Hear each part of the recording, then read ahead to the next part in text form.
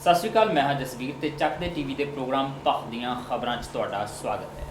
ਇਸ ਪ੍ਰੋਗਰਾਮ ਦੇ ਵਿੱਚ ਤਾਜ਼ਾ ਤਰੀਨ ਖਬਰਾਂ ਦੇ ਉੱਤੇ ਅਸੀਂ ਝਾਤ ਪਾਉਂਦੇ ਹਾਂ ਤੇ ਕੋਸ਼ਿਸ਼ ਰਹਿੰਦੀ ਹੈ ਕਿ ਉਸ ਖਬਰ ਦੀ ਹਕੀਕਤ ਇਸ ਪ੍ਰੋਗਰਾਮ ਦੇ ਜ਼ਰੀਏ ਵਿਚਾਰ ਚਰਚਾ ਕਰਕੇ ਤੁਹਾਡੇ ਅੱਗੇ ਰੱਖੀ ਜਾਵੇ। ਤੁਸੀਂ ਸਿਰਫ ਖਬਰ ਜਾਂ ਖਬਰ ਦੀ ਸੁਰਖੀ ਤੱਕ ਮਹਿਦੂਦ ਨਾ ਰਹੋ, ਬਲਕਿ ਉਹਦਾ ਵਰਤਮਾਨ, ਉਹਦਾ ਭੂਤ ਤੇ ਉਹਦਾ ਭਵਿੱਖ ਵੀ ਜਾਣ ਸਕੋ। ਸੋ ਇਸ ਕੋਸ਼ਿਸ਼ 'ਚ ਮੇਰੇ ਨਾਲ ਬਕਾਇਦਾ ਸਟੂਡੀਓ 'ਚ ਮੌਜੂਦ ਰਹਿੰਦੇ ਨੇ ਉੱਗੇ ਸਾਹਿਤਕਾਰ ਤੇ ਸੀਨੀਅਰ ਪੱਤਰਕਾਰ ਦੇਸਰਾਜ ਕਾਲੀ ਜੀ ਆਇਆਂ ਕਿ ਪ੍ਰੋਗਰਾਮ ਦੇ ਵਿੱਚ। ਮਿਹਰਬਾਨੀ ਜੀ। ਇਸ ਤੋਂ ਇਲਾਵਾ ਰਾਕੇਸ਼ ਆਨੰਦ ਵੀ ਸਾਡੇ ਨਾਲ ਮੌਜੂਦ ਰਹਿਣਗੇ। ਆਨੰਦ ਜੀ, ਤੁਹਾਨੂੰ ਵੀ ਜੀ ਆਇਆਂ ਕਹਿੰਦੇ ਹਾਂ। ਥੈਂਕਸ ਤਸਵੀਰ। ਸ਼ੁਰੂਆਤ ਕਰਦੇ ਹਾਂ ਉਸ ਖਬਰ ਦੇ ਨਾਲ ਜਿਹੜੀ ਖਬਰ ਇੱਕ ਨਵਾਂ ਪੜਾਅ ਪਾਰ ਕਰਦੀ ਹੈ 2019 ਦੀਆਂ ਲੋਕ ਸਭਾ ਚੋਣਾਂ ਦੇ ਵੱਲ। ਲੰਬੇ ਸਮੇਂ ਤੋਂ ਅਸੀਂ ਗੱਲ ਕਰਦੇ ਆ ਰਹੇ ਹਾਂ ਕਿ ਇਸ ਵਾਰ ਦੀਆਂ 2019 ਦੀਆਂ ਚੋਣਾਂ ਖਾਸ ਨੇ ਔਰ ਇਹ ਪਹਿਲੀ ਵਾਰ ਹੋਏਗਾ ਕਿ ਇੰਨਾ ਸਮਾਂ ਪਹਿਲਾਂ ਹੀ ਸਰਗਰਮੀਆਂ ਜਿਹੜੀਆਂ ਉਹ ਤੇਜ਼ ਹੋਣੀਆਂ ਸ਼ੁਰੂ ਹੋ ਗਈਆਂ ਨੇ, ਚਾਹੇ ਉਹ ਵਿਰੋਧੀ ਧਿਰਾਂ ਦੀ ਇੱਕ ਜੁਟਤਾ ਹੋਵੇ ਜਾਂ ਫਿਰ ਸੱਤਾ ਧਿਰ ਦੇ ਵੱਲੋਂ ਪ੍ਰਚਾਰ ਪ੍ਰਸਾਰ ਦੇ ਮਾਧਿਅਮ ਰਾਹੀਂ ਆਪਣੇ ਕੀਤੇ ਕੰਮਾਂ ਦਾ ਗੁਣਗਾਨ ਲੋਕਾਂ ਤੱਕ ਪਹੁੰਚਾਉਣ ਦੀ ਕਵਾਇਦ ਹੋਵੇ, ਜਿਹਦੇ ਉੱਤੇ ਲਗਭਗ ਦੱਸਿਆ ਜਾ ਰਿਹਾ ਕਿ 4000 ਕਰੋੜ ਤੋਂ ਵੱਧ ਦਾ ਖਰਚਾ ਜਿਹੜਾ ਆ ਮੋਦੀ ਸਰਕਾਰ ਨੇ ਕੀਤਾ ਐਡਵਰਟੀਜ਼ਮੈਂਟ ਦੇ ਉੱਤੇ। ਇਸ ਸਭ ਦੇ ਦਰਮਿਆਨ ਸੂਬਿਆਂ ਦੀਆਂ ਜਿਹੜੀਆਂ ਸਰਕਾਰਾਂ ਬਣਨ ਤੇ ਸਰਕਾਰਾਂ ਡਿੱਗਣ ਦੇ ਵਿੱਚ ਵੀ 2019 ਦੀਆਂ ਹੋਣ ਵਾਲੀਆਂ ਲੋਕ ਸਭਾ ਦੀਆਂ ਚੋਣਾਂ ਦਾ ਵੱਡਾ ਹੱਥ ਮੰਨਿਆ ਜਾ ਰਿਹਾ ਹੈ। ਕਰਨਾਟਕ ਦੇ ਵਿੱਚ ਜਿਹੋ ਜਿਹਾ ਨਾਟਕ ਹੋਇਆ ਉਸ ਤੋਂ ਭਲੀ ਭਾਂਤ ਜਾਣੂ ਆ। ਜ਼ਿਮਨੀ ਚੋਣਾਂ ਦੇ ਵਿੱਚ ਕਿਵੇਂ ਤਰਲੋ ਮੱਛੀ ਹੋਈਆਂ ਰਹੀਆਂ ਪਾਰਟੀਆਂ, ਉਸ ਸਭ ਤੋਂ ਅਸੀਂ ਚੰਗੀ ਤਰ੍ਹਾਂ ਤੁਹਾਨੂੰ ਜਾਣੂ ਕਰਵਾਇਆ। ਤੇ ਤਾਜ਼ਾ ਮਰਹਲਾ ਇਸ ਸਿਆਸਤ ਦੇ ਵਿੱਚ ਜੰਮੂ ਕਸ਼ਮੀਰ ਦੇ ਵਿੱਚ ਉੱਥੋਂ ਦੀ PDP ਤੇ ਭਾਰਤੀ ਜਨਤਾ ਪਾਰਟੀ ਗੱਠਜੋੜ ਦੀ ਸਰਕਾਰ ਦਾ ਡਿੱਗਣਾ ਹੈ, ਕਿਉਂਕਿ ਬਕਾਇਦਾ ਅੱਜ ਭਾਰਤੀ ਜਨਤਾ ਪਾਰਟੀ ਨੇ PDP ਤੋਂ ਆਪਣਾ ਸਮਰਥਨ ਵਾਪਸ ਲੈ ਲਿਆ ਔਰ ਰਾਜਪਾਲ ਨੂੰ ਉੱਥੇ ਦੇ ਨੂੰ ਇਹ ਚਿੱਠੀ ਲਿਖ ਦਿੱਤੀ ਕਿ ਭਾਈ ਅਸੀਂ PDP ਤੋਂ ਆਪਣਾ ਸਮਰਥਨ ਵਾਪਸ ਲੈਂਦੇ ਹਾਂ ਤੇ ਇੱਥੇ ਗਵਰਨਰ ਰੂਲ ਜਿਹੜਾ ਉਹ ਲਾ ਦਿੱਤਾ ਜਾਵੇ। ਸਮਾਂ ਬੀਤਦਿਆਂ ਹੁਣ ਤੱਕ ਜਿਹੜਾ ਆ ਉਹ ਬਕਾਇਦਾ ਮੁਫਤੀ ਮਹਿਬੂਬਾ ਮੁਫਤੀ ਨੇ ਆਪਣੇ ਅਹੁਦੇ ਤੋਂ ਅਸਤੀਫਾ ਵੀ ਦੇ ਦਿੱਤਾ ਆ ਔਰ ਸਰਕਾਰ ਡਿੱਗ ਚੁੱਕੀ ਆ ਜੰਮੂ ਕਸ਼ਮੀਰ ਦੀ। ਹੁਣ ਇਹ ਸਮਰਥਨ ਵਾਪਸ ਲੈਣ ਦੇ ਕਾਰਨ ਕਈ ਦੱਸੇ ਜਾ ਰਹੇ ਆ। ਖਾਸ ਤੌਰ ਤੇ ਰਾਮ ਮਾਧਵ ਭਾਰਤੀ ਜਨਤਾ ਪਾਰਟੀ ਦੇ ਲੀਡਰ ਨੇ, ਉਹਨਾਂ ਨੇ 3-4 ਕਾਰਨ ਗਿਣਾਏ ਨੇ ਜਿਹੜਾ ਸਮਰਥਨ ਵਾਪਸ ਲੈਣਾ ਪਿਆ ਉਹਨਾਂ ਨੂੰ। ਉਹਨਾਂ ਮੁਤਾਬਕ ਇਹ ਸਮਰਥਨ ਇਸ ਕਰਕੇ ਵਾਪਸ ਲਿਆ ਜਾ ਰਿਹਾ ਕਿਉਂਕਿ ਜੰਮੂ ਕਸ਼ਮੀਰ ਦੇ ਹਾਲਾਤ ਨਾਸਾਜ਼ ਹੋ ਰਹੇ ਨੇ, ਅੱਤਵਾਦ ਦਿਨ ਬ ਦਿਨ ਵਧਦਾ ਜਾ ਰਿਹਾ ਹੈ, ਅਸ਼ਾਂਤੀ ਜਿਹੜੀ ਆ ਉਹ ਲਗਾਤਾਰ ਫੈਲਦੀ ਜਾ ਰਹੀ ਹੈ ਔਰ ਉਹਨਾਂ ਹਾਲਾਤਾਂ ਦੇ ਵਿੱਚ ਸਰਕਾਰ ਚਲਾਉਣਾ ਜਿਹੜਾ ਆ ਉਹ ਠੀਕ ਨਹੀਂ ਲੱਗਦਾ। ਉਹਨਾਂ ਨੂੰ ਲੱਗਦਾ ਨਹੀਂ ਹੈ ਕਿ ਸਰਕਾਰ ਦੇ ਵਿੱਚ ਰਹਿਣਾ ਚਾਹੀਦਾ, ਇਸ ਕਰਕੇ ਉਹ ਆਪਣਾ ਸਮਰਥਨ ਵਾਪਸ ਲੈ ਰਿਹਾ ਹੈ। ਇਸੇ ਚੀਜ਼ ਨੂੰ ਲੈ ਕੇ ਵਿਰੋਧੀ ਧਿਰਾਂ ਵੀ ਹੁਣ ਭਾਰਤੀ ਜਨਤਾ ਪਾਰਟੀ ਨੂੰ ਘੇਰਦੀਆਂ ਪਈਆਂ।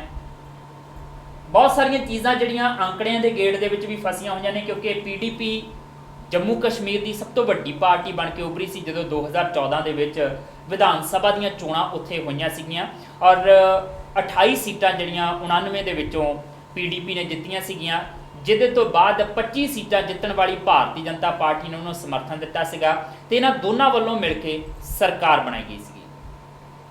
ਹੁਣ ਉਸ ਤੋਂ ਬਾਅਦ ਜਿਵੇਂ ਹੀ ਅਸਤੀਫਾ ਜਿਹੜਾ ਮੁਫਤੀ ਮਹਿਬੂਬਾ ਦੇ ਵੱਲੋਂ ਦਿੱਤਾ ਜਾਂਦਾ ਹੈ ਤੇ ਉਧਰੋਂ ਉਮਰ ਅਬਦੁੱਲਾ ਦੀ ਪਾਰਟੀ ਨੈਸ਼ਨਲ ਕਾਨਫਰੰਸ ਵੱਲੋਂ ਵੀ ਇਹ ਐਲਾਨ ਕਰ ਦਿੱਤਾ ਜਾਂਦਾ ਕਿ ਉਹ ਵੀ ਕਿਸੇ ਨੂੰ ਸਮਰਥਨ ਨਹੀਂ ਦੇਣਗੇ, ਕਿਉਂਕਿ ਜੇ ਮੈਂ ਅੰਕੜਿਆਂ ਦਾ ਗੇੜ ਥੋੜਾ ਜਿਹਾ ਦੇਖਾਂ ਤੇ ਇਹਨਾਂ 99 ਦੇ ਵਿੱਚੋਂ 28 ਸੀਟਾਂ PDP ਦੇ ਕੋਲ ਸੀਗੀਆਂ, BJP ਕੋਲ 25 ਸੀਗੀਆਂ, ਨੈਸ਼ਨਲ ਕਾਨਫਰੰਸ ਉਮਰ ਅਬਦੁੱਲਾ ਉਹਨਾਂ ਵਾਲੀ ਪਾਰਟੀ ਨਾਲ ਦੇ ਕੋਲ 15 ਸੀਗੀਆਂ, ਕਾਂਗਰਸ ਦੇ ਕੋਲ 12 ਆ ਤੇ ਅਦਰਸ ਜਿਹੜੇ ਨੇ ਇੰਡੀਪੈਂਡੈਂਟ ਜਿਹੜੇ ਖੜੇ ਸੀਗੇ ਉਹ 7 ਦੇ ਕਰੀਬ ਬਣਦੇ ਆ।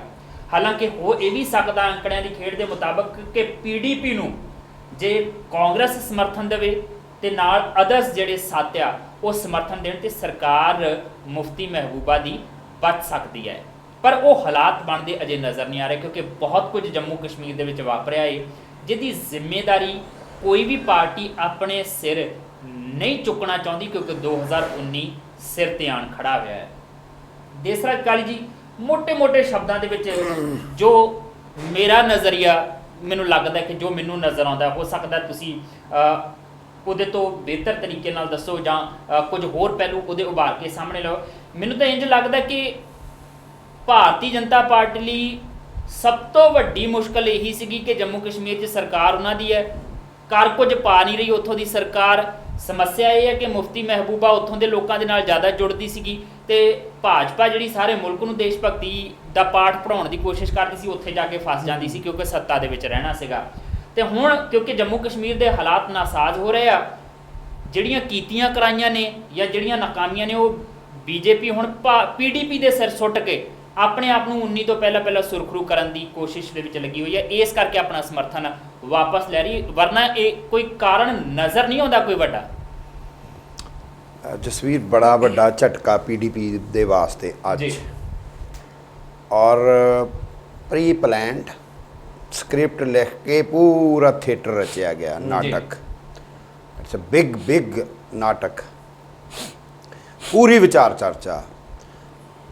ਔਰ ਪਹਿਲੀ ਵਾਰ ਆ ਮੈਨੂੰ ਲੱਗਦਾ ਕਿ ਇੰਡੀਅਨ ਡੈਮੋਕ੍ਰੇਸੀ ਦੀ ਹਿਸਟਰੀ 'ਚ, ਸਟੇਟਾਂ ਦੀ ਹਿਸਟਰੀ 'ਚ ਪਹਿਲੀ ਵਾਰ ਆ ਕਿ ਸਾਰੀ ਦੀ ਸਾਰੀ ਸਕ੍ਰਿਪਟ ਜਿਹੜੀ ਹੈ ਉਹ ਟੀਵੀ ਚੈਨਲ ਤੇ ਚੱਲਦੀ ਹੈ ਜੀ, ਇਨ ਪ੍ਰੈਕਟੀਕਲ ਨਹੀਂ ਚੱਲ ਰਹੀ।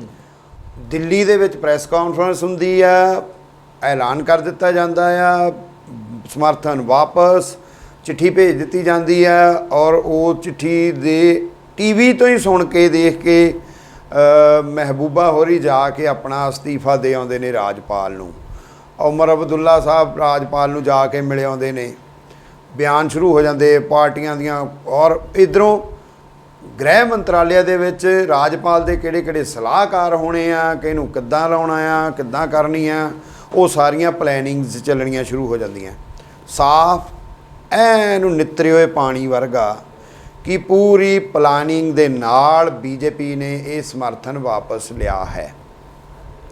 ਸੈਕੰਡ, ਜਿਸ ਤਰੀਕੇ ਦੇ ਨਾਲ ਉਹਨਾਂ ਸਾਰਾ ਤੋੜਾ ਜਿਹੜਾ ਝਾੜ ਦਿੱਤਾ ਪੀਡੀਪੀ ਦੇ ਸਿਰ ਤੇ ਜੀ। ਪਹਿਲੀ ਗੱਲ ਤਾਂ ਕੀ ਉਹਨਾਂ ਨੂੰ ਪਤਾ ਨਾ ਸੀ।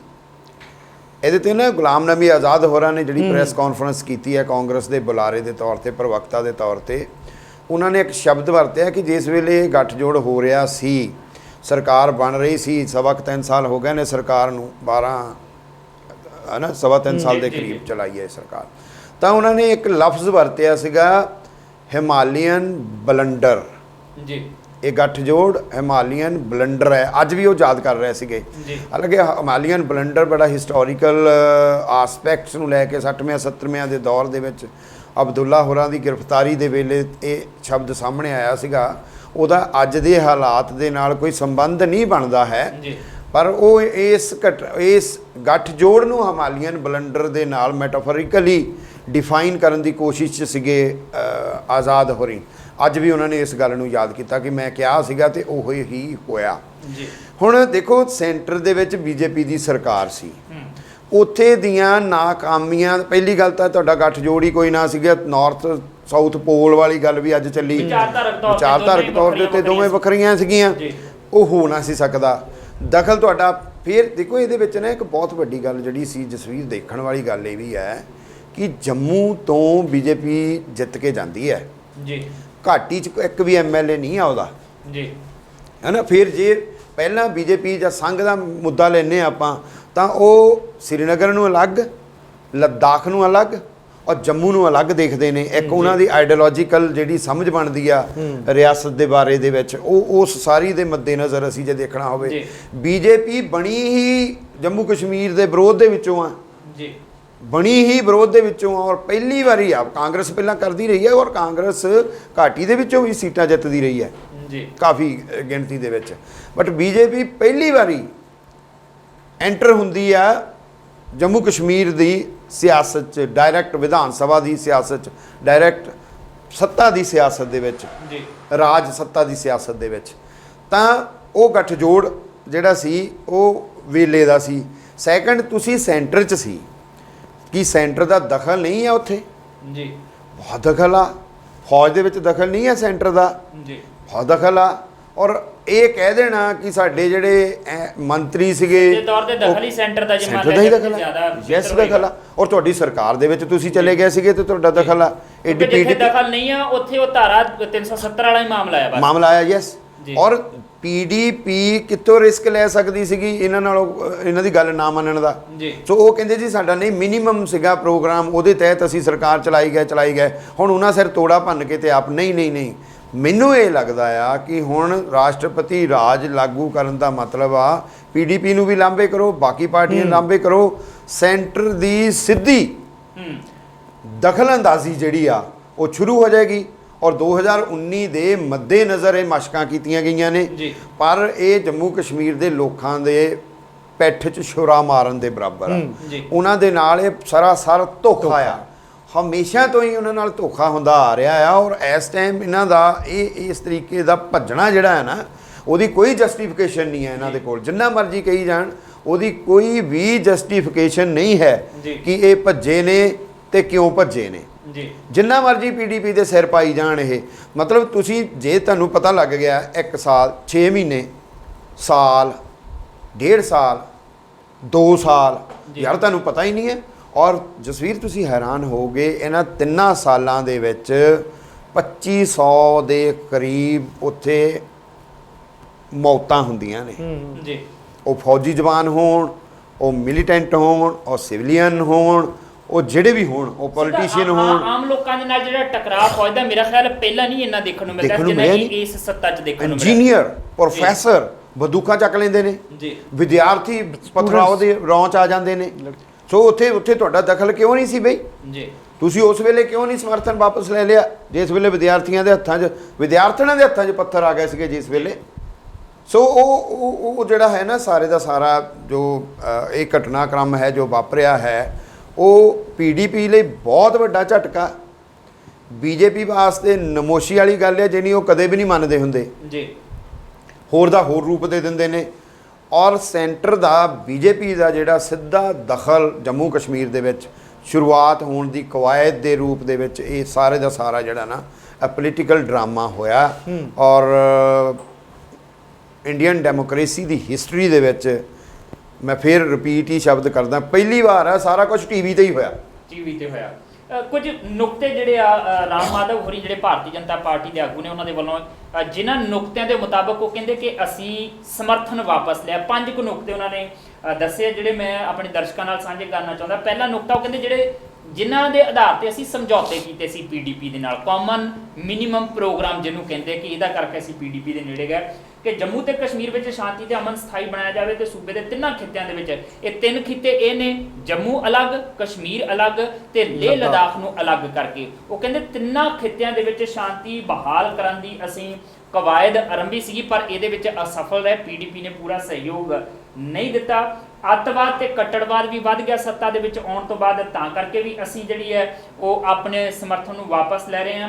ਨਾਲ ਦੀ ਨਾਲ ਕੇਂਦਰ ਸਰਕਾਰ ਨੇ ਕਹਿੰਦੇ ਸੂਬਾ ਸਰਕਾਰ ਨੂੰ ਲੇਹ ਲਦਾਖ ਦੇ ਵਿਕਾਸ ਲਈ ਬਹੁਤ ਪੈਸੇ ਭੇਜੇ ਸੀਗੇ, ਵਿੱਤੀ ਮਦਦ ਕੀਤੀ, ਪਰ ਉੱਥੇ ਖਰਚਾ ਕੋਈ ਨਹੀਂ ਗਿਆ ਪੈਸਾ। ਇਸ ਕਰਕੇ ਅਸੀਂ ਆਪਣਾ ਸਮਰਥਨ ਜਿਹੜਾ ਉਹ ਵਾਪਸ ਲਿਆ। ਔਰ ਭਾਜਪਾ ਦੇ ਮੰਤਰੀਆਂ ਦੇ ਕੰਮ ਦੇ ਵਿੱਚ ਰੁਕਾਵਟ ਪਾਈ ਜਾਂਦੀ ਸੀਗੀ ਪੀਡੀਪੀ ਦੀ ਸਰਕਾਰ ਦੇ ਵੱਲੋਂ। ਨਾਲ ਦੀ ਨਾਲ ਉਹਨਾਂ ਨੇ ਇਹ ਵੀ ਕਿਹਾ ਕਿ ਦੇਸ਼ ਦੀ ਅਖੰਡਤਾ ਤੇ ਪ੍ਰਭੂ ਸੱਤਾ ਦੇ ਵਡੇਰੇ ਹਿੱਤਾਂ ਲਈ ਭਾਜਪਾ ਨੇ ਪ੍ਰਧਾਨ ਮੰਤਰੀ ਨਰਿੰਦਰ ਮੋਦੀ ਤੇ ਪਾਰਟੀ ਦੇ ਕੌਮੀ ਪ੍ਰਧਾਨ ਅਮਿਤ ਸ਼ਾਹ ਦੀ ਸਲਾਹ ਨਾਲ ਤੇ ਸੂਬਾ ਇਕਾਈ ਦੀ ਸਹਿਮਤੀ ਨਾਲ ਗੱਠਜੋੜ ਤੋੜਨ ਦਾ ਜਿਹੜਾ ਫੈਸਲਾ ਲਿਆ ਹੈ। ਮਤਲਬ ਇਹ ਜਿਵੇਂ ਦੇਸਰਾਜ ਕਾਲੀ ਹੋਰੀ ਕਹਿ ਰਹੇ ਕਿ ਸਕ੍ਰਿਪਟ ਲਿਖੀ ਗਈ ਪਹਿਲਾਂ, ਬਕਾਇਦਾ ਪ੍ਰਧਾਨ ਮੰਤਰੀ ਨਰਿੰਦਰ ਮੋਦੀ ਹੋਰੀ, ਅਮਿਤ ਸ਼ਾਹ ਹੋਰੀ, ਪੋਲੀਟੀਕਲੀ ਜੋੜ ਤੋੜ ਲਾਏ ਗਿਆ ਕਿ ਕਿਹਦਾ ਫਾਇਦਾ ਹੋਏਗਾ, ਕਿਹਦਾ ਨੁਕਸਾਨ ਹੋਏਗਾ। ਉਹ ਸਾਰੀਆਂ ਚੀਜ਼ਾਂ ਦੇਖਣ ਤੋਂ ਬਾਅਦ ਇੱਥੋਂ ਤੱਕ ਪਹੁੰਚਿਆ। ਲੇਹ ਲਦਾਖ ਦੀ ਗੱਲ ਕੀਤੀ ਰਾਮ ਮਾਧਵ ਹੋਰਾਂ ਨੇ, ਅਸੀਂ ਪਹਿਲਾਂ ਵੀ ਗੱਲ ਕੀਤੀ ਸੀਗੀ ਕਿ 3 ਖਿੱਤਿਆਂ ਦੀਆਂ ਆਪਣੀਆਂ ਵੱਖਰੀਆਂ ਮੁਸ਼ਕਲਾਤ ਨੇ, ਵੱਖਰੇ ਮਸਲੇ ਨੇ, ਤੇ ਉਹਨਾਂ ਨੂੰ ਵੱਖਰਿਆ ਕੇ ਹੀ ਦੇਖਿਆ ਜਾਣਾ ਲਾਜ਼ਮੀ ਹੈ, ਕਿਉਂਕਿ ਉੱਥੋਂ ਦੇ ਸਥਾਨਕ ਲੋਕ ਆਪੋ ਆਪਣੇ ਤਰੀਕੇ ਨਾਲ ਸੋਚਦੇ ਆ।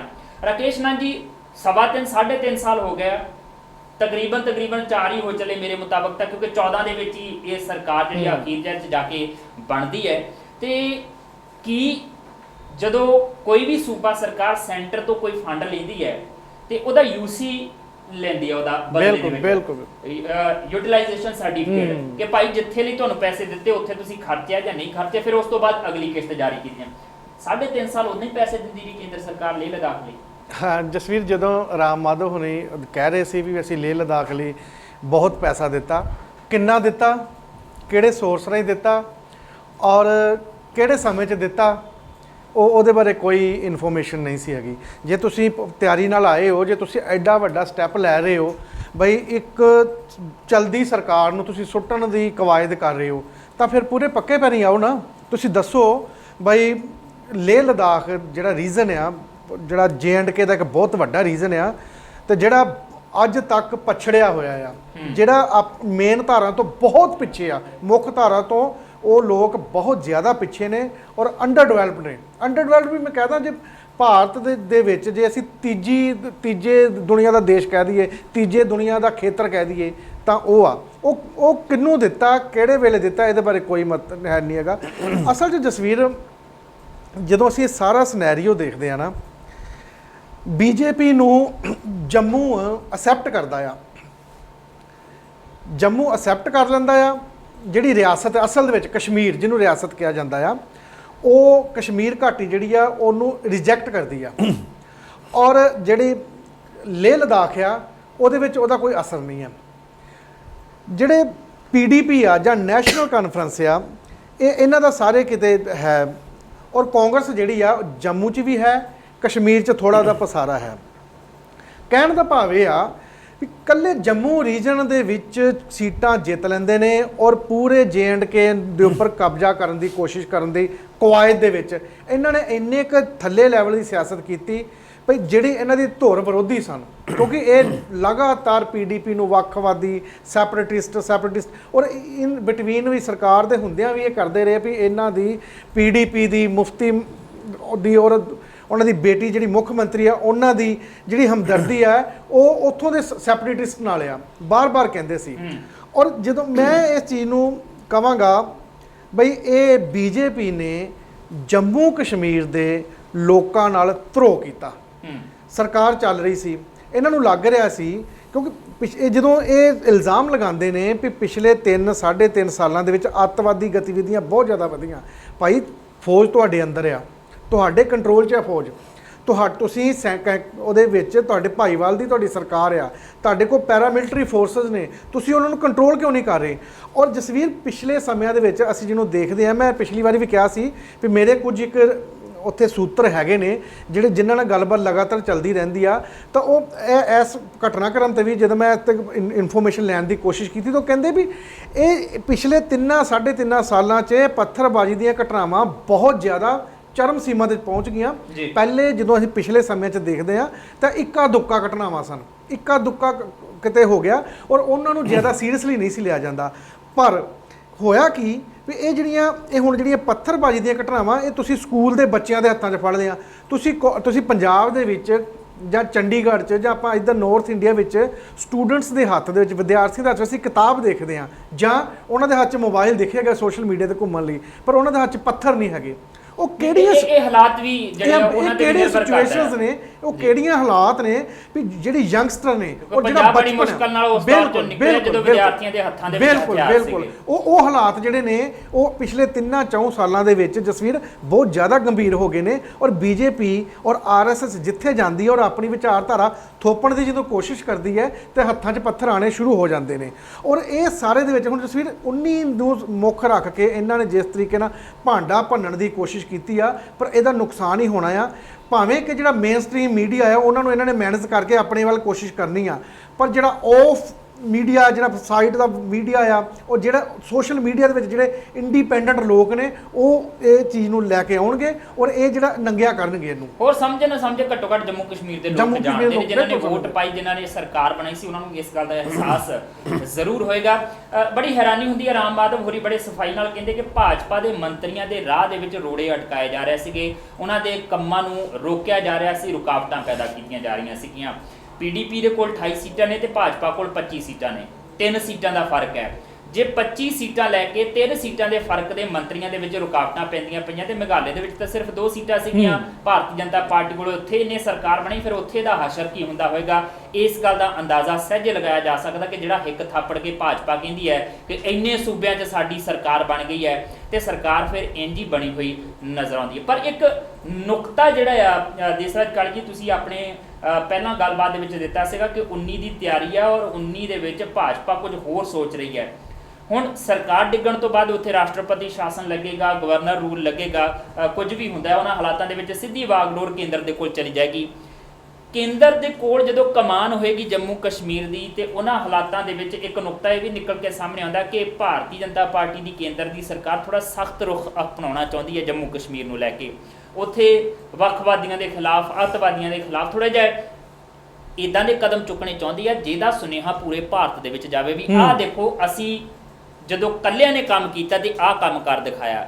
ਇੱਕ ਤਾਂ ਉਹ ਨੁਕਤਾ ਉੱਥੇ ਚੱਲਦਾ ਪਿਆ, ਦੂਸਰਾ ਉਸ ਨੁਕਤੇ ਦਾ 19 ਦੇ ਵਿੱਚ ਕਿੰਨਾ ਕੁ ਫਾਇਦਾ ਜੰਮੂ ਕਸ਼ਮੀਰ ਦੇ ਵਿੱਚ ਮਿਲੇਗਾ ਭਾਜਪਾ ਨੂੰ ਤੇ ਕਿੰਨਾ ਕੁ ਬਾਕੀ ਦੇਸ਼ ਦੇ ਖਿੱਤਿਆਂ ਦੇ ਵਿੱਚ ਮਿਲੇਗਾ। ਤੁਹਾਡਾ ਖਦਸ਼ਾ ਜਾਇਜ਼ ਆ, ਕਿਉਂਕਿ ਭਾਵਨਾ ਇਹ ਪੈਦਾ ਕਰ ਦਿੱਤੀ ਗਈ ਆ ਜਿਸ ਭਾਵਨਾ ਦਾ ਉਹ ਸ਼ਿਕਾਰ ਹੁੰਦੇ ਨੇ ਉਹ ਲੋਕ ਜੀ, ਸ਼ਾਇਦ ਕਿ ਉਹ ਭਾਰਤ ਦਾ ਅੰਗ ਨਹੀਂ ਮੰਨਦੇ ਆਪਣੇ ਆਪ ਨੂੰ। ਇਸ ਤਰੀਕੇ ਦੀ ਫੀਲਿੰਗ ਜਿਹੜੀ ਆ ਨਾ ਉਹ ਭਰ ਦਿੱਤੀ ਗਈ ਆ। ਦੇਖੋ ਸਜਾਦ ਬੁਖਾਰੀ ਦਾ ਕਤਲ ਹੋ ਗਿਆ ਜੀ, ਉਹ ਬਹੁਤ ਵਧੀਆ ਨੁਕਤੇ ਤੋਂ ਗੱਲ ਕਰਦੇ ਸੀਗੇ। ਉਹ ਕਹਿੰਦਾ ਕਿ ਜਦੋਂ ਤੁਸੀਂ ਭਾਰਤ ਦੇ ਕਿਸੇ ਕੋਨੇ ਵਿੱਚ ਵੀ ਕਿਸੇ ਖਾਸ ਮਾਈਨੋਰਿਟੀ ਨੂੰ ਟਾਰਗੇਟ ਕਰਦੇ ਹੋ ਤਾਂ ਉੱਥੇ ਵੀ ਫੀਲਿੰਗ ਜਿਹੜੀ ਆ ਉਹ ਪੈਦਾ ਹੁੰਦੀ ਹੈ ਜੀ। ਇਸ ਕਰਕੇ ਇੰਟਰਲਿੰਕਡ ਨੇ, ਉਹ ਸੈਪਰੇਟ ਨਹੀਂ ਸੋਚਦੇ ਹੈ, ਉਹ ਆਪਣੇ ਆਪ ਨੂੰ ਜੁੜਿਆ ਸੋਚਦੇ ਨੇ। ਪਰ ਜੁੜਿਆ ਸੋਚਦੇ ਨੇ ਆਪਣੇ ਤੇ ਹੋ ਰਹੀ ਹਿੰਸਾ ਨੂੰ ਲੈ ਕੇ, ਜੀ, ਆਪਣੇ ਕੀਤੇ ਜਾ ਰਹੇ ਸ਼ੋਸ਼ਣ ਨੂੰ ਲੈ ਕੇ। ਤਾਂ ਉਹਨਾਂ ਨੂੰ ਮਹਿਸੂਸ ਹੁੰਦਾ ਆ ਕਿ ਸਾਡੇ ਨਾਲ ਮਤਰੇਆ ਸਲੂਕ ਹੁੰਦਾ ਹੈ। ਕਿਉਂਕਿ ਇਹ ਅਸੀਂ ਇਸ ਤਰੀਕੇ ਨਾਲ ਵੀ ਦੇਖ ਸਕਦੇ ਹਾਂ, ਜੇ ਦਰਸ਼ਕਾਂ ਦੇ ਲਈ ਅਸੀਂ ਗੱਲ ਕਰੀਏ ਕਿ ਇੱਕ ਸਿੱਖ ਦੇ ਉੱਤੇ ਜੇ ਮਹਾਰਾਸ਼ਟਰ ਦੇ ਵਿੱਚ ਕਿਤੇ ਤਸ਼ੱਦਦ ਹੁੰਦਾ ਤੇ ਪੰਜਾਬ ਦਾ ਸਿੱਖ ਵੀ ਓਨਾ ਹੀ ਕਰਾਉਂਦਾ ਆ। ਇੱਕ ਦਲਿਤ ਤੇ ਜਦੋਂ ਮਹਾਰਾਸ਼ਟਰ 'ਚ ਤਸ਼ੱਦਦ ਹੁੰਦਾ ਤੇ ਪੰਜਾਬ ਦਾ ਦਲਿਤ ਵੀ ਓਨਾ ਹੀ ਮਹਿਸੂਸ ਕਰਦਾ ਉਸ ਦਰਦ ਨੂੰ। ਇਦਾਂ ਹੀ ਜਿੱਦਾਂ ਮੁਲਕ ਭਰ ਦੇ ਵਿੱਚ ਮੁਸਲਿਮ ਸਮੁਦਾਇ ਨੂੰ ਟਾਰਗੇਟ ਕੀਤਾ ਜਾਂਦਾ ਤੇ ਜੰਮੂ ਕਸ਼ਮੀਰ ਦਾ ਮੁਸਲਮਾਨ ਵੀ ਉਦਾਂ ਹੀ ਮਹਿਸੂਸ ਕਰੇਗਾ। ਬਿਲਕੁਲ ਬਿਲਕੁਲ ਬਿਲਕੁਲ ਯੈਸ, ਮੈਂ ਉਹੀ ਕਹਿ ਰਿਹਾ। ਇਹ ਬੁਖਾਰੀ ਉੱਥੇ ਦੀ ਜਿਹੜੀ ਸੈਂਟੀਮੈਂਟਸ ਸਨ, ਬੁਖਾਰੀ ਉਹਨਾਂ ਸੈਂਟੀਮੈਂਟਸ ਨੂੰ ਉਜਾਗਰ ਕਰਨ ਵਾਲਾ ਬੰਦਾ ਸੀਗਾ ਜੀ। ਉਹਦਾ ਡਾਊਟ ਆ ਹੁਣ ਭਾਜਪਾ ਨੇ ਆਪਣੇ ਇਸ ਸਾਰੇ ਘਟਨਾਕ੍ਰਮ ਦੇ ਪਿੱਛੇ ਉਹਦੀ ਰੀਜ਼ਨਿੰਗ ਵੀ ਲਈ ਹੈ ਜੀ। ਇਹ ਵੀ ਕਿਹਾ ਆ ਕਿ ਉੱਥੇ ਪ੍ਰੈਸ ਦੀ ਆਜ਼ਾਦੀ ਨਹੀਂ ਹੈ, ਉਹਨਾਂ ਦੇ ਬੋਲਣ ਦਾ ਅਧਿਕਾਰ ਨਹੀਂ ਹੈ, ਉਹਨਾਂ ਨੂੰ ਮਾਰ ਦਿੱਤਾ ਜਾਂਦਾ, ਉਹਨਾਂ ਨੂੰ ਕਿੱਲ ਕਰ ਦਿੱਤਾ ਜਾਂਦਾ ਹੈ। ਤੇ ਜੇ ਤੁਹਾਡਾ ਇਸ਼ਾਰਾ ਸਰਕਾਰਾਂ ਵੱਲ ਜਾਂ ਏਜੰਸੀਆਂ ਵੱਲ ਹੈ ਤੇ ਤੁਸੀਂ ਤਾਂ ਸਰਕਾਰ 'ਚ ਆ ਜੀ, ਤੁਹਾਡੀ ਹੋਈ ਤਾਂ ਸਰਕਾਰ ਆ। ਤੁਸੀਂ ਹਵਾਲਾ ਦਿੰਦੇ ਹੋ ਕਿ ਸਾਨੂੰ ਖੁਫੀਆ ਏਜੰਸੀਆਂ ਤੋਂ ਰਿਪੋਰਟਾਂ ਮਿਲੀਆਂ ਨੇ, ਸਾਨੂੰ ਗ੍ਰਹਿ ਵਿਭਾਗ ਤੋਂ ਰਿਪੋਰਟਾਂ ਮਿਲੀਆਂ ਨੇ, ਸਾਨੂੰ ਹੋਰ ਏਜੰਸੀਆਂ ਤੋਂ ਰਿਪੋਰਟਾਂ ਮਿਲੀਆਂ ਨੇ। ਕੀ ਬੁਖਾਰੀ ਦੇ ਕਤਲ ਦੀ ਰਿਪੋਰਟ ਤੁਹਾਨੂੰ ਨਹੀਂ ਮਿਲੀ? ਤੁਹਾਡਾ ਗ੍ਰਹਿ ਮੰਤਰਾਲਾ ਕਰਦਾ ਕੀ ਹੈ ਸੈਂਟਰ ਦਾ? ਫਿਰ ਤੁਹਾਡੀਆਂ ਖੁਫੀਆ ਤੰਤਰ ਕੀ ਕਰਦਾ ਹੈ? ਜਿੱਥੇ ਇੰਨੇ ਬਲਦੀ ਦੇ ਬੁੱਥੇ 'ਚ ਪਿਆ ਹੋਇਆ ਹੋਵੇ ਸਟੇਟ, ਉੱਥੇ ਖੁਫੀਆ ਤੰਤਰ ਸੁੱਤਾ ਪਿਆ ਹੁੰਦਾ। ਉੱਥੇ ਮਤਲਬ ਸਜਾਦ ਬੁਖਾਰੀ ਵਰਗੇ ਬੰਦਿਆਂ ਨਾਲ ਐਂ ਕਤਲ ਹੋ ਜਾਂਦਾ ਆ, ਔਰ ਉਹ ਵੀ ਖਾਸ ਦਿਨ ਦੇ ਉੱਤੇ, ਈਦ ਵਾਲੇ ਦਿਨ, ਉਹ ਵੀ ਖਾਸ ਮੌਕੇ ਦੇ ਉੱਤੇ ਜਦੋਂ ਉਹ ਕਿਸੇ ਧਾਰਮਿਕ ਰਸਮ ਤੇ ਜਾ ਰਹੇ ਹੋਣ। ਔਰ ਉਸ ਤੋਂ ਬਾਅਦ ਇੱਕਦਮ ਤੁਸੀਂ ਜਿਹੜਾ ਉਹ ਤੋੜ ਦਿੰਦੇ ਆ। ਜਸਵੀਰ, ਮੈਂ ਹੈਰਾਨ ਸੀ ਅੱਜ ਸਵੇਰੇ ਅਰਲੀ ਮਾਰਨਿੰਗ ਇੱਕ ਵੀਡੀਓ ਵਾਇਰਲ ਹੋ ਰਿਹਾ। ਉਹ ਕੋਈ ਫੌਜੀ ਹੈ ਜੀ, ਸਿਵਲ ਡਰੈਸ ਦੇ ਵਿੱਚ ਹੈ, ਇਨਕਲਾਬ ਜ਼ਿੰਦਾਬਾਦ ਲਿਖਿਆ ਹੋਇਆ ਟੀ-ਸ਼ਰਟ ਤੇ, ਪਿੱਛੇ ਭਗਤ ਸਿੰਘ ਹੋਰਾਂ ਦੀ ਮਹਾਰਾਣਾ ਪ੍ਰਤਾਪ ਦੇ ਕੈਲੰਡਰ ਜਿਹੇ ਟਾਈਪ ਦੀ ਫੋਟੋ ਹੈ, ਮੁੱਛਾਂ ਕੁੰਡੀਆਂ ਕੀਤੀਆਂ ਹੋਈਆਂ ਨੇ, ਔਰ ਉਹ ਫੌਜ ਦੇ ਫੇਵਰ 'ਚ ਬੋਲ ਰਿਹਾ, ਫੌਜ ਇਨ ਕਸ਼ਮੀਰ ਜੀ। ਔਰ ਜਿਹੜੇ ਲੋਕ ਉੱਥੇ ਦੇ ਹਿਊਮਨ ਰਾਈਟਸ ਦੀ ਗੱਲ ਕਰਦੇ ਨੇ, ਟੀਵੀਆਂ ਤੇ ਬੈਠੇ ਹੋਏ, ਮਹਾਰਾਸ਼ਟਰ ਬੈਠੇ ਹੋਏ, ਦਿੱਲੀ ਬੈਠੇ ਹੋਏ ਰਾਈਟਰ ਜਾਂ ਥਿੰਕਰ ਜਾਂ ਪੋਲੀਟੀਕਲ ਥਿੰਕਰ ਜਿਹੜੇ ਨੇ, ਐਕਟਿਵਿਸਟ ਜਿਹੜੇ ਨੇ, ਸੋਸ਼ਲ ਐਕਟਿਵਿਸਟ ਜਿਹੜੇ ਨੇ, ਉਹ ਉਹਨਾਂ ਨੂੰ ਟਾਰਗੇਟ ਲੈ ਕੇ ਇੰਨੀ ਗਾਲੀ ਗਲੌਜ ਕਰ ਰਿਹਾ, ਇੰਨਾ ਲਾਊਡ ਬੋਲ ਰਿਹਾ ਕਿ ਤੁਸੀਂ ਉੱਥੇ ਜਿਹੜੀ ਫੌਜ ਆ, ਤੁਸੀਂ ਗੱਦਾਰ ਆ, ਤੁਸੀਂ ਗਾਲਾਂ ਕੱਢ ਰਹੇ ਆ ਉਹਨਾਂ ਨੂੰ। ਮੈਂ ਹੈਰਾਨ ਸੀ ਕਿ ਇਸ ਵੀਡੀਓ ਦੇ ਪਿੱਛੇ ਕੀ ਮਕਸਦ ਹੋ ਸਕਦਾ ਹੈ, ਕਿੱਧਰੋਂ ਆਈ ਆ, ਕਿੱਧਰ ਨੂੰ ਜਾ ਰਹੀ ਆ, ਕਿਉਂ ਕਹਿ ਰਿਹਾ ਆ ਕਿ ਅਸੀਂ ਫੌਜੀਆਂ, ਸਾਡੀਆਂ ਜਦੋਂ ਆਉਂਦੀਆਂ ਨੇ ਲਾਸ਼ਾਂ, ਸਾਨੂੰ ਪਤਾ ਸਾਡੇ ਘਰਾਂ ਦੇ ਵਿੱਚ ਕੀ ਗੁਜ਼ਰਦਾ ਆ, ਉਸ ਵੇਲੇ ਬੀਤਦੀ ਕੀ ਆ। ਜਿਸ ਵੇਲੇ ਦੁਪਹਿਰ 2:20 ਦੇ 2:30 ਵਜੇ ਖਬਰ ਆਉਣੀ ਸ਼ੁਰੂ ਹੋ ਗਈ ਤਾਂ ਮੈਂ ਉਹਨੂੰ ਰਿਲੇਟ ਕਰਨ ਦੀ ਕੋਸ਼ਿਸ਼ ਕਰ ਰਿਹਾ ਸੀ। ਮੈਨੂੰ ਲੱਗਦਾ ਕਿ ਮੈਂ ਉਹਨੂੰ ਰਿਲੇਟ ਕਰ ਪਾਇਆ ਕਿ ਇਹ ਸਵੇਰੇ ਆਈ ਆ, ਲੋਕਾਂ ਤੱਕ ਇੱਕਦਮ ਵਾਇਰਲ ਹੋ ਗਈ ਆ। ਉੱਥੇ ਜਿਹੜੇ ਹਿਊਮਨ ਰਾਈਟ ਵਾਇਲੇਸ਼ਨ ਆ ਉਹਦੇ ਖਿਲਾਫ ਬੋਲਣ ਵਾਲਿਆਂ ਨੂੰ ਨਿੰਦਿਆ ਗਿਆ ਆ, ਬੁਰੀ ਤਰ੍ਹਾਂ ਗਾਲਾਂ ਕੱਢੀਆਂ ਗਈਆਂ ਨੇ। ਕੋਈ ਨਾ ਕੋਈ ਪਟਾਕਾ ਪੈਣ ਵਾਲਾ ਹੈ ਤੇ ਉਹ ਦੁਪਹਿਰ ਵੇਲੇ ਪਟਾਕਾ ਪੈ ਗਿਆ, ਉਹ ਸਰਕਾਰ ਡੇਗਦੀ ਉਹਨਾਂ ਨੇ। ਸੋ ਇਹ ਕਵਾਇਦ, ਇਹਦਾ ਕਿੰਨਾ ਨਫਾ ਕਿੰਨਾ ਨੁਕਸਾਨ ਉਨੀ ਦੇ ਵਿੱਚ ਹੋਏਗਾ ਭਾਜਪਾ? ਦੇਖੋ, ਭਾਜਪਾ ਦਾ ਜਿਹੜਾ ਤੁਸੀਂ ਨੁਕਤਾ ਸਾਂਝਾ ਕੀਤਾ ਨਾ ਕਿ ਭਾਜਪਾ ਉੱਥੇ ਸਖਤੀ ਵਰਤੇਗੀ, ਹੋ ਸਕਦਾ ਜੰਮੂ ਕਸ਼ਮੀਰ ਦੇ ਵਿੱਚ ਉਹਨਾਂ ਦਾ ਨੁਕਸਾਨ ਹੋ ਜਾਵੇ, ਪਰ ਦੂਸਰੇ ਬੰਨੇ ਪੂਰੇ ਭਾਰਤ ਦੇ ਵਿੱਚ ਜੇ ਉਹ ਸੈਂਟੀਮੈਂਟਸ ਨੂੰ ਇਹ ਹਾਈਲਾਈਟ ਕਰਨ 'ਚ ਕਾਮਯਾਬ ਰਹਿ ਗਏ ਤਾਂ ਭਾਜਪਾ ਖੱਟ ਵੀ ਸਕਦੀ ਹੈ ਜੀ, ਖੱਟ ਸਕਦੀ ਹੈ। ਜਿਸ ਵੀ ਰਾਸ਼ਟਰਵਾਦ ਹੈ ਨਾ ਜਿਹੜਾ, ਇਹਨਾਂ ਨੇ ਜੰਮੂ ਕਸ਼ਮੀਰ ਦੀ ਬਲੀ ਲੈ ਕੇ ਪੂਰੇ ਦੇਸ਼ ਦੇ ਵਿੱਚ ਰਾਸ਼ਟਰਵਾਦੀ, ਕਿਉਂਕਿ ਆਪਾਂ ਜਦੋਂ ਦੇਖਦੇ ਆ ਨਾ ਤਾਂ ਜੰਮੂ ਕਸ਼ਮੀਰ ਨੂੰ ਬਹੁਤੇ ਇੰਡੀਅਨ ਅਜੇ ਵੀ ਐਕਸੈਪਟ ਨਹੀਂ ਕਰਦੇ ਉੱਥੋਂ ਦੇ ਲੋਕਾਂ ਨੂੰ। ਮੈਂ ਅਕਸਰ ਸੁਣਦੇ ਆਪਾਂ ਗੱਲਾਂ ਵੀ ਉਹ ਕਸ਼ਮੀਰੀ ਜਿਹੜੇ ਆਪਣੇ ਭੈਣ ਭਰਾ ਨੇ ਉਹਨਾਂ ਬਾਰੇ ਕਿਹਾ ਜਾਂਦਾ ਵੀ ਇਹ ਖਾਂਦੇ ਸਾਡਾ ਨੇ, ਬੋਲਦੇ ਉਹਨਾਂ ਦਾ ਆ। ਇਹ ਜਿਹੜੀ ਭਾਸ਼ਾ ਨਾ ਜਸਵੀਰ, ਇਹ ਨਾਲ ਰੱਖਣ ਵਾਲੀ ਆਪਣੇ ਸਾਂਝੀਵਾਲਤਾ ਦੀ ਭਾਸ਼ਾ ਨਹੀਂ ਹੈ। ਔਰ ਇਹ ਜਿਹੜੇ ਇੱਥੋਂ ਮੈਨੂੰ ਵੀ ਖਦਸ਼ਾ ਨਿਕਲਦਾ ਪਿਆ ਆ ਬਈ ਇਹਨਾਂ ਨੇ ਜੰਮੂ ਕਸ਼ਮੀਰ ਦੀ ਇਹਨਾਂ ਨੇ ਇੰਨੇ ਸਮੇਂ ਦੇ ਵਿੱਚ ਬੜੇ ਵੱਡੇ ਪੱਧਰ ਤੇ ਹਿਊਮਨ ਵਾਇਲੇਸ਼ਨਸ ਹੋਣਗੀਆਂ, ਫੌਜ ਨੂੰ ਵੱਡੇ ਪੱਧਰ ਤੇ ਦਮਨ ਦਾ ਕੀਤਾ ਜਾਏਗਾ ਵੀ ਤੁਸੀਂ ਦਮਨਕਾਰੀ ਨੀਤੀਆਂ ਅਪਣਾਓ, ਕਿਉਂਕਿ ਸਰਕਾਰ ਨਾਂ ਦੀ ਉੱਥੋਂ ਚੀਜ਼ ਨਿਕਲ ਜਾਣੀ ਹੈ, ਕਿਉਂਕਿ ਆਪਾਂ ਪੰਜਾਬ 'ਚ ਇਹ ਸਭ ਕੁਝ ਦੇਖ ਚੁੱਕੇ ਹਾਂ। ਔਰ ਇਹ ਜਿਹੜਾ ਭਾਵਨਾ ਜਿਹਨੂੰ ਰਾਸ਼ਟਰਵਾਦ ਦਾ ਨਾਂ ਦਿੱਤਾ, ਦੇਸ਼ ਭਗਤੀ, ਉਹ ਜਿਹੜੀ ਭਾਵਨਾ ਨੇ ਇਹਨਾਂ ਨੇ ਫਿਰ ਪੂਰੇ ਦੇਸ਼ ਵਿੱਚ ਫੈਲਾਣੀ ਵੀ ਦੇਖੋ ਅਸੀਂ ਕਿਸੇ ਵੀ ਤਰੀਕੇ ਨਾਲ ਆਪਣਾ ਜਿਹੜਾ ਸਾਡਾ ਸਿਰ ਦਾ ਮੁਕਟ ਆ ਕਸ਼ਮੀਰ, ਉਹਨੂੰ ਅਸੀਂ ਆਪਣੇ ਨਾਲ ਰੱਖਣ ਦੇ ਆ, ਇਹ ਕਰਨ ਦੇ ਆ, ਉਹ ਕਰਨ ਆ। ਕਹਿਣ ਦਾ ਭਾਵੇਂ ਲੋਕਾਂ ਦੀਆਂ ਭਾਵਨਾਵਾਂ ਨਾ ਜਿਹੜੀਆਂ ਉਹਨਾਂ ਨੂੰ ਇਹਨਾਂ ਨੇ ਇੱਕਦਮ ਫਿਰ ਕੈਸ਼ ਕਰਨਾ ਆ, ਔਰ ਉਹ ਲੱਗਦਾ ਬੜੇ ਵੱਡੇ ਪੱਧਰ ਤੇ ਉਹ ਗੱਲ ਹੋਣੀ ਹੈ। ਔਰ ਜੰਮੂ ਕਸ਼ਮੀਰ ਦੇ ਲੋਕਾਂ ਦਾ ਘਟਨਾਕ੍ਰਮ ਨੇ ਜਿਹੜਾ ਇੱਕ ਹੋਰ ਸੁਨੇਹਾ ਦੇ ਦਿੱਤਾ, ਇੱਕ ਨਵਾਂ ਅਧਿਆਇ ਜਿਹੜਾ ਆ ਉਹ ਜੋੜ ਦਿੱਤਾ ਹੈ ਭਾਰਤੀ ਸਿਆਸਤ ਦੇ ਇਤਿਹਾਸ ਦੇ ਵਿੱਚ ਕਿ ਸੱਤਾ ਹਾਸਲ ਕਰਨ ਦੇ ਲਈ ਜਾਂ ਮੁੜ ਸੱਤਾ ਹਾਸਲ ਕਰਨ ਲਈ ਸਿਰਫ ਸਰਕਾਰਾਂ ਬਣਾਉਣਾ ਹੀ ਕਾਫੀ ਨਹੀਂ ਹੁੰਦਾ, ਕਈ ਵਾਰੀ ਸਰਕਾਰਾਂ ਡੇਗਣੀਆਂ ਵੀ ਪੈਂਦੀਆਂ ਨੇ। ਔਰ ਉਸੇ ਦੀ ਜਿਹੜੀ ਕਵਾਇਦ ਕਹੀ ਜਾ ਸਕਦੀ ਜੰਮੂ ਕਸ਼ਮੀਰ ਦੇ ਵਿੱਚ ਪੀਡੀਪੀ ਤੋਂ ਸਮਰਥਨ ਭਾਰਤੀ ਜਨਤਾ ਪਾਰਟੀ ਵੱਲੋਂ ਵਾਪਸ ਲੈਣਾ, ਇਹ ਕਹਿ ਕੇ ਕਿ ਹਾਲਾਤ ਨਾਸਾਜ਼ ਨੇ ਔਰ ਜ਼ਿੰਮੇਵਾਰੀ ਸਾਰੀ ਪੀਡੀਪੀ ਦੇ ਸੁੱਟ ਦੇਣਾ ਤੇ ਆਪ ਸੁਰਖਰੂ ਹੋ ਕੇ ਨਿਕਲ ਜਾਣਾ। ਤੇ ਇੱਥੇ ਘੱਟੋ ਘੱਟ ਇਹ ਜ਼ਰੂਰ ਕਿਹਾ ਜਾ ਸਕਦਾ ਕਿ ਭਾਜਪਾ ਏਡੀ ਛੇਤੀ ਆਪਣੀ ਜ਼ਿੰਮੇਵਾਰੀ ਤੋਂ ਸੁਰਖਰੂ ਨਹੀਂ ਹੋ ਪਾਏਗੀ ਜਿੰਨੀ ਮਰਜ਼ੀ ਕੋਸ਼ਿਸ਼ ਕਰ ਲਵੇ। ਫਿਲਹਾਲ ਦੇਖਣਾ ਇਹ ਹੋਏਗਾ ਕਿ ਉੱਥੇ ਗਵਰਨਰ ਰੂਲ ਜਾਂ ਰਾਸ਼ਟਰਪਤੀ ਰੂਲ ਲੱਗਣ ਤੋਂ ਬਾਅਦ परिस्थितियां किहो जिहियां बनदियां ने, किन्ना कु उत्थे हिंसा रुक पाउंदी है, किन्ना कु अमनो कानून की स्थिति बरकरार रख पाउंदी है केंद्र सरकार, या फिर उत्थों दा सियासी माहौल किहो जिहा बन के उभरदा आ। ये सारे दे उत्ते नज़र रखांगे। फिलहाल छोटी जी ब्रेक तो बाद फिर मिलते हैं। देखते रहो चक दे टीवी।